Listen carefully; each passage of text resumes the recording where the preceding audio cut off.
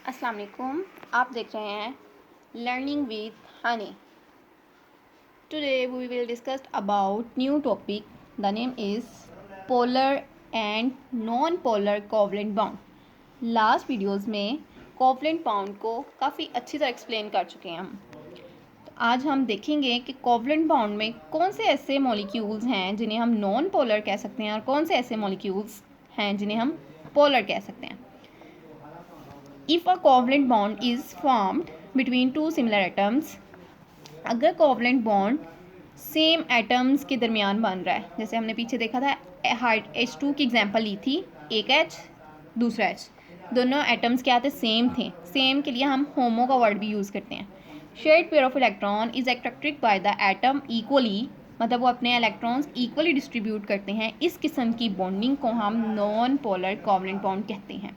ठीक है, मतलब दोनों एटम्स क्या होने चाहिए जिनके दरमियान कोवलेंट बॉन्ड बन रहा है ना, वो दोनों एटम्स सेम होने चाहिए, तो वो हमारे लिए क्या होगा, नॉन पोलर होगा।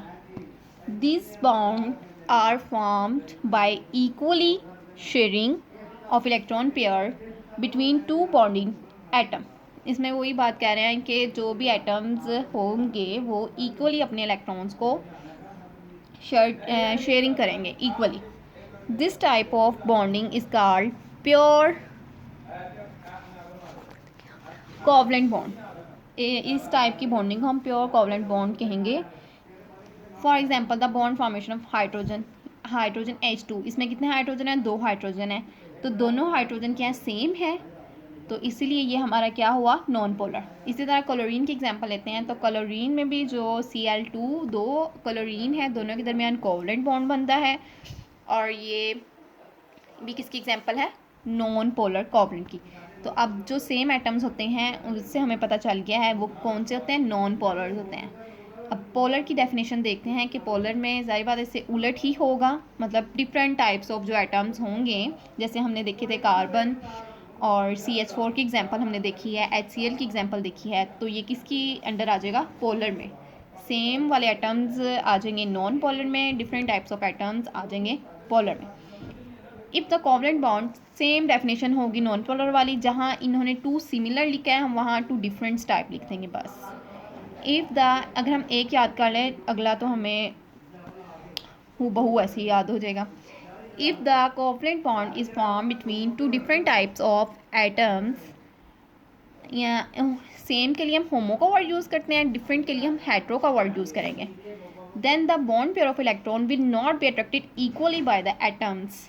One of that atoms will attract bond pair of electron more strongly the other one. अब सेम हाइड्रोजन, मतलब यहाँ सेम हाइड्रोजन थे, इनकी इलेक्ट्रॉन एक्टिविटी भी क्या थी, सेम थी, लेकिन अब पोलर में क्या है, दोनों की इलेक्ट्रॉन एक्टिविटी क्या है जी, डिफरेंस है आ जाएगा। डिफरेंट एटम्स है तो डिफरेंट ही इलेक्ट्रॉन एक्टिविटी होगी। जिसकी ज़्यादा इलेक्ट्रॉन एक्टिविटी होगी वो ज़्यादा खींचेगा इलेक्ट्रॉन को अपनी तरफ, जिसकी कम होगी उसका भी इलेक्ट्रॉन उसी की तरफ मूव आउट होगा। तो ये डिफरेंस जो आ रहा है, इस डिफरेंस को हम इलेक्ट्रॉन खींचने की ताकत को हम इलेक्ट्रॉन एक्टिविटी डिफरेंस कहते हैं।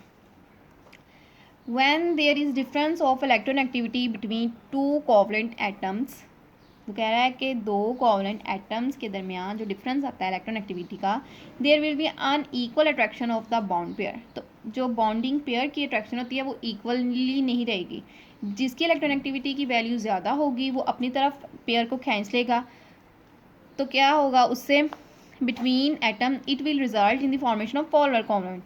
तो इस किस्म की जो फॉर्मेशन होती है एटम्स के मॉलिक्यूल्स में कोवलेंट बॉन्डिंग की, तो वो होती है polar covalent bond. Non polar में इलेक्ट्रॉन एक्टिविटी डिफरेंस कुछ भी नहीं था, क्योंकि सेम एटम्स थे, दोनों एटम्स की सेम इलेक्ट्रॉन एक्टिविटी थी और कैंसिल आउट हो गई थी।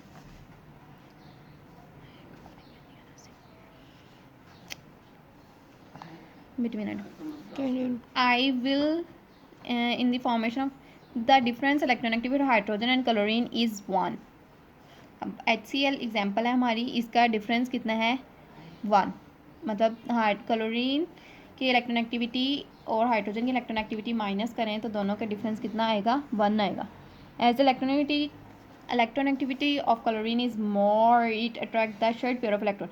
हाइड्रोजन, क्लोरीन की इलेक्ट्रॉन एक्टिविटी ज़्यादा है तो ये हाइड्रोजन के इलेक्ट्रॉन को ईजिली अट्रैक्ट कर सकेगा, ईजिली अपनी तरफ खींच सकेगा। जिससे क्या होगा, इनके ऊपर चार्जेस आ जाएंगे। पार्शियल पॉजिटिव चार्ज, जिसकी कम इलेक्ट्रॉन होगी उसके ऊपर पॉजिटिव चार्ज आएगा, जिसकी ज़्यादा इलेक्ट्रॉन होगी उसके ऊपर नेगेटिव चार्ज आएगा। और ये इस टाइप को हम पोलर कोवलेंट बॉन्ड कहेंगे। अच्छा, मेरा मोबाइल पड़ी।